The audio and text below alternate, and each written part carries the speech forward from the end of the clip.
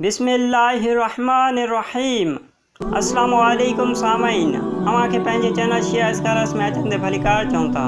असां इन चैनल ते अक्सर इस्लामी वाक़ियात ऐं मजलिसूं शेयर कंदा रहंदा आहियूं। अगर अवां असांजे चैनल ते नया आहियो त असांजे चैनल खे सब्सक्राइब कयो त जीअं हर नई ईंदा वीडियो जी नोटिफिकेशन अवां ताईं आसानी पहुची सघे।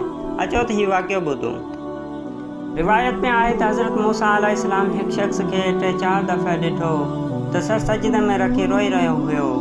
कलीमुल्लाह हुन खां दरियाफ़्त कयो त मां जॾहिं बि हितां गुज़रंदो आहियां तोखे इबादत इलाही में मशगूल ॾिसंदो आहियां। छा तुंहिंजो को घर नाहे? छा तुंहिंजो को मकान नाहे? अर्ज़ु कयईं, ए अल्लाह जा रसूल, मूंखे हज़रत दानियाल मिलियो हुयो ऐं उन्हनि चयो आहे त तुंहिंजी ज़िंदगी सिर्फ़ु 600 साल आहे।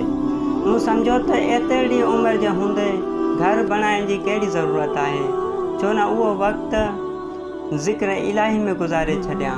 हिन वाक़े मां असांखे इहो दर्स मिले थो त छो न असां बि अलाह साईं जे तरफ़ां अता कयल ज़िंदगी अलाह साईं जी यादि ऐं अलाह साईं जी इबादत में गुज़ारे छॾियूं, छो त हीअ दुनिया फ़ानी आहे ऐं अमल बाक़ी आहे। वस्सलामु अलैकुम वरहमतुल्लाहि वबरकातुहू।